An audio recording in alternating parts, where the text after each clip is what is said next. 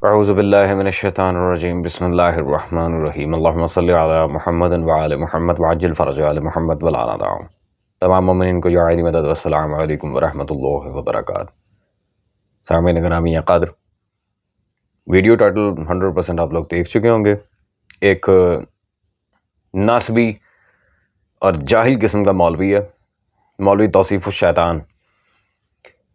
اس خبیث نے حال ہی میں مرزا منگول جیلمی کو جواب دیتے ہوئے حضرت بقیت اللہ امام العصر والزمان قائم آل محمد امام مہدی صلوات اللہ علیہ عجل اللہ تعالی فرج شریف کی ذات قدسی صفات پر طعن اور بکواس کرنے کی کوشش کی ہے، جو ٹائٹل میں آپ نے دیکھ بھی لیا ہے۔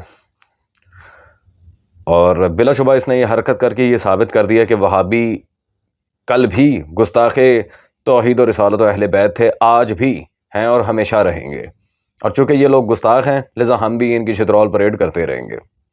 وقت ضائع کیے بغیر چلتے ہیں اس جاہل مولوی کی ویڈیو کی طرف، اور اس کے بعد انشاءاللہ تبارک و تعالیٰ آپ کے سامنے دلائل کا سارا معاملہ فٹن رکھ کے ہم اسے بتائیں گے کہ یہ اپنی ہی کتابوں سے کس قدر جاہل ہے۔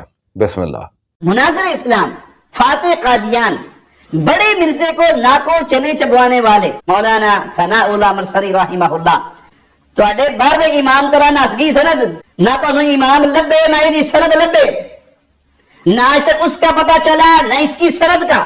مرزا منگول بل سے نکلے اور بارہویں کا پتہ لگائے۔ او بھابی مولوی، اور تمہیں شرم نہ آئی؟ اور ڈب کے مر جاؤ۔ لا حول ولا قوت الا باللہ۔ جی سامعین گرامی قدر، ڈیفینیٹلی آپ نے اس بدبخت مولوی کی ویڈیو دیکھ لی ہوگی۔ مجھے لٹرلی اس بات کا اندازہ نہیں ہے کہ اس طبقے کو بالآخر محمد و اہل بیت محمد صلی اللہ علیہ وسلم سے مسئلہ کیا ہے۔ ہاں، ایک بات تو سامنے آتی ہے کہ چونکہ ابو طالب اور حیدر کرار صلوات اللہ علیہ مجمعین نے ان کے بڑوں کا جینا حرام کیا ہوا تھا، اور رسالت پناہ صلی اللہ علیہ وسلم کو اذیتیں دینے والوں کی ہڈیاں توڑی تھیں، اور وہ ڈیفینیٹلی انہی کے شجرے کے ساتھ پیچ اپ کرتے ہیں، اس لیے انہیں بڑی آگ لگتی ہے، اور یہ حال قائم آل محمد صلی اللہ علیہ وسلم نے آ کر کرنا ہے ان کے ساتھ۔ تو بس بہرحال اگر چاند کو دیکھ کے کتا بھونکے تو اس سے چاند کو کوئی فرق نہیں پڑتا، لذا چاند کے رکھوالوں کو ضرور اس معاملے میں آ کر پھر دفاع کرنا پڑتا ہے۔ سامعین گرامی قدر، پہلی بات تو یہ ہے کہ شیعہ محققین میں سے ایک علامہ دکتور شیخ محمد یعقوب صاحب، انہوں نے پوری کتاب ان جاہلوں کا منہ بند کرنے کے لیے لکھی تھی، امام مہدی صلوات اللہ علیہ اہل سنت روایات میں ایک تحقیقی اور علمی جائزہ۔ میں اپنے سننے والے سب غیر شیعہ برادران جو اہل سنت برادری ہے ان سے گزارش کروں گا کہ اس کتاب کو لازمی پڑھیں، تاکہ ایٹ لیسٹ آپ کو یہ پتہ چل جائے کہ اس میں مصادر برادران اہل سنت کی کون کون سی روایات ہیں، جس سے ثابت ہوتا ہے کہ تیسری صدی ہجری میں حضرت بقیت اللہ صلوات اللہ علیہ سامرا میں تشریف لا چکے تھے۔ دوسری بات سامعین گرامی قدر، ایک محقق عالم ہے اہل سنت کے، مولانا شام زئی شہید رحمۃ اللہ علیہ، انہیں اس کتاب کی وجہ سے باقاعدہ قتل کیا گیا تھا۔ یہ میں درجنوں دفعہ کتاب دکھا چکا ہوں پچھلے 2-3 سالوں سے ان وہابیوں کو، عقیدہ ظہور مہدی احادیث کی روشنی میں، مفتی نظام الدین شام زئی شہید رحمۃ اللہ علیہ، مطبوعہ مکتبہ امام محمد کراچی۔ انہیں گولی مار کر شہید کیا گیا تھا اس کتاب کی وجہ سے، کیونکہ اس بندے نے انتہائی علمی کتاب لکھی ہے اس مسئلے پر، اور امام مہدی صلوات اللہ علیہ کی دنیا میں تشریف آوری کے قائل تھے الحمدللہ۔ پھر سامعین گرامی قدر، ان وہابیوں کی میں کہتا ہوں حیثیت ہی کیا ہے، نہ 3 میں نہ 13 میں۔ یہ مولانا ابو الحامد محمد ضیاء اللہ صاحب کی کتاب وہابیت اور مرزائیت، انہوں نے مختصر سی کتاب لکھی ہے، لیکن اس میں وہابیوں کا پورا چٹا کٹا انہوں نے کلین اپ کیا کہ یہ لوگ مرزا مطر علیہ شلوار، مرزا غلام احمد قادیانی دجال لعنت اللہ علیہ کے کس قدر گرویدہ تھے، اور وہابیوں نے کتنی سپورٹ کیا باقاعدہ قادیانی لعین کو اس کے مشن کی ترویج میں۔ یہ بات آپ کے سامنے واضح ہے سامعین گرامی قدر۔ تو جن کا یہ حال ہو کہ اپنے ہی علماء، اپنے ہی گھر کے محققین کی کتابوں سے وہ بالکل یہ کورا کاغذ بن کے منہ پھیر لیں، جنہیں پتہ ہی نہ ہو کہ ان کے گھر کے محققین نے کیا کیا کیا، اور پھر اگر پتہ چل جائے تو ان محققین کو قتل کر دیتے ہیں۔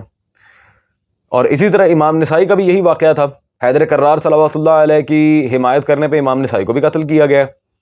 ان کے اور بھی مقتدر ترین ائمہ گزرے ہیں جنہیں باقاعدہ مارا گیا، پیٹا گیا آل محمد صلی اللہ علیہ وسلم سے محبت کے جرم میں۔ تو سامعین گرامی قدر اس یزیدی ٹولے کا یہ بہت پرانا شیوا ہے، گستاخی اہل بیت کرو نعوذ باللہ، اور جا کے سعودیہ ریال پکڑو۔ خیر، اب جو اولیاء امت کی گستاخی کرے اس کے بارے میں پہلے تو یہ وابیوں کی اپنی فقہی کتاب میں آپ کے سامنے پیش کرنا چاہوں گا۔ ان کے نواب وحید الزمان صاحب کی یہ کنز الحقائق میرے پاس موجود ہے۔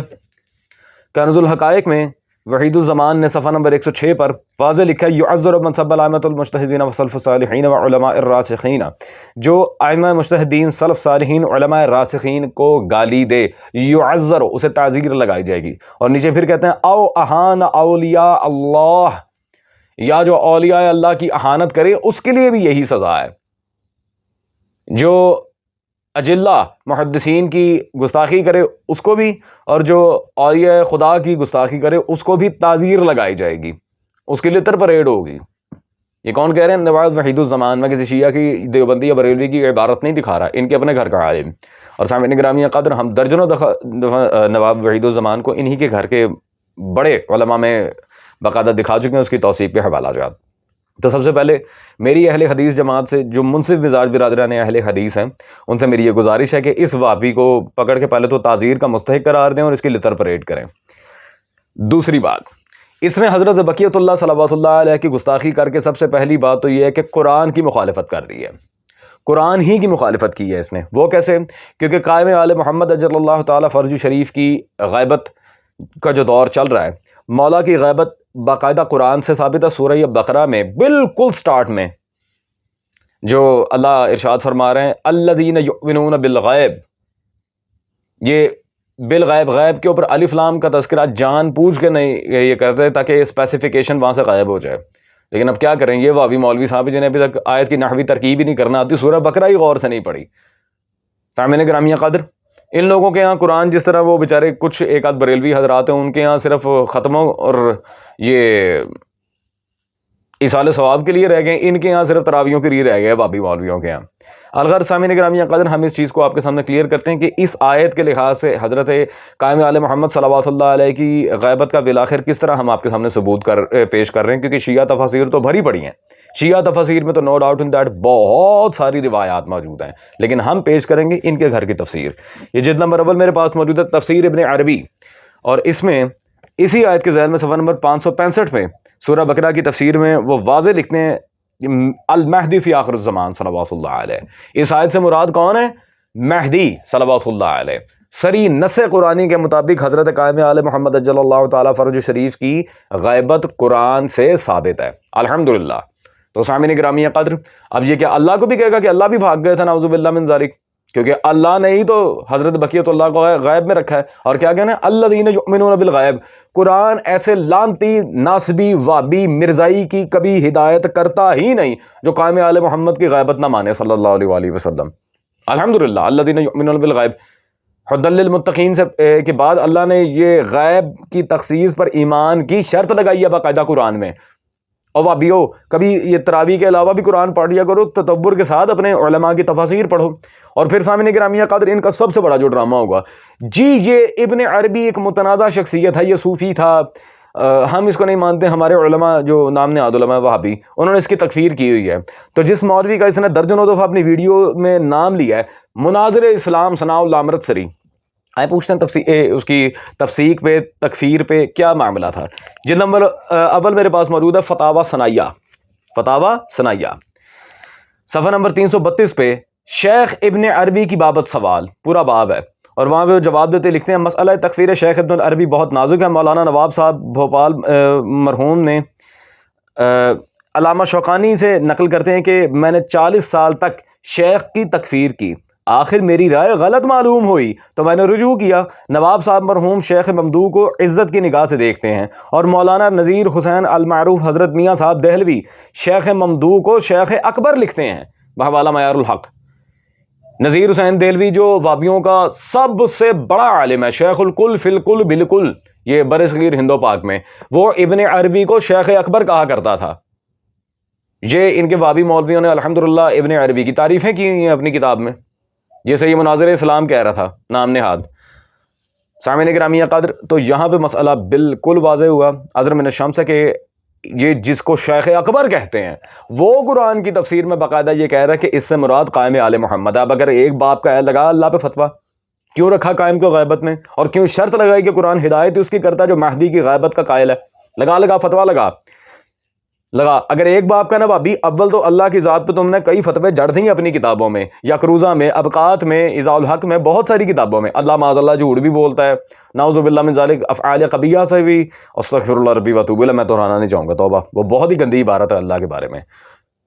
اور بھی سامعین گرامی قدر، ان کی اگر وہابیوں کی آپ کتابیں پڑھیں، لٹرلی انسان حیران رہ جاتا ہے کہ یہ اللہ کو مان رہے ہیں یا اللہ کا مذاق اڑا رہے ہیں، نعوذ باللہ من ذالک ثم نعوذ باللہ۔ تو الحمدللہ ہمارا مسئلہ یہاں واضح ہے۔ اب یہ وابی جتنی مرضی چیں پیں کر لے، الحمدللہ جن اکابرین کی یہ باتیں کر رہا تھا انہی کے ہاں سے ہم نے اپنا عقیدہ نکال کے اس کے منہ پہ مارا ہے، الحمدللہ۔ خیر سامعین گرامی قدر، دوبارہ اگر یہ یا اس طرح کے اور ناسبی اور وہابی حضرات اہل بیت صلوات اللہ علیہم اجمعین کی ذوات الہی صفات پر اگر بکواس کریں گے، ہم آپ کے سامنے جواب دینے کے لیے دوبارہ تیار ہوں گے۔ والسلام۔